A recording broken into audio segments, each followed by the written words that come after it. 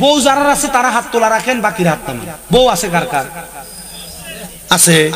বোন কার কার আছে? হাত তোলেন তো, হাত নামান। মেয়ে আছে কার কার? মেয়ে আছে? এবার আপনারা একটু শুনেন মনোযোগ দিয়ে।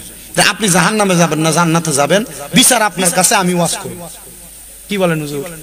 মানে 7.5 ভরি স্বর্ণের পরিমাণ অর্থ যদি থাকে অথবা স্বর্ণ যদি থাকে, এর উপরে যা সম্পদ থাকবে প্রত্যেকটার যাকাত আদায় করতে হবে। আর যাকাত কারে দিবেন? দুনিয়াতে যারা, আপনি নিজেই বোঝেন যাকাত কে পাবে, বোঝেন না যাকাত কে পাবে? একবারে গরিব যারা, একবারে নিম্নবিত্ত যারা, তারা যাকাত পাবে। কিন্তু আমাদের সমাজে এখন অনেক ভিক্ষুক আছে, এরা আমাদের এলাকার এক ফকির মারা গেছে, মারা যাওয়ার পর এরা কাঁথার তলে চাউলের দামের ভিতরে টাকা পাইছে 12.5 লাখ। ফকির মারা গেছে। কি মারা গেছে? ফকির। আমাদের কুমিল্লার কান্দির পাড় একটা জায়গা আছে, এই কান্দির পাড়ের এক ফকির আছে, এর অটো আছে 4টা।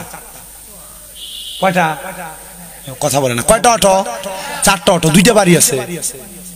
আমি জিজ্ঞাসা তোর কামাই কত? কই না হইলে আমার সর্বনিম্ন 2,500 টাকা কামাই আছে। আমাকে একদিন আমি জিজ্ঞাসা, তুই তো কষ্ট করে ভিক্ষা করস, চল আমার সাথে, আমি তোর একটু নাস্তা করাই। মাঝে মাঝে এদের প্রতি একটু মায়ার নজর দিয়েন ভিক্ষুক। আর আপনি তো জানেন আপনি আপনার মায়ার নজর রহম করবেন, কারণ নবীজির হাদিস, লা ইয়ারহামুল্লাহু মান লা ইয়ারহামুন নাস।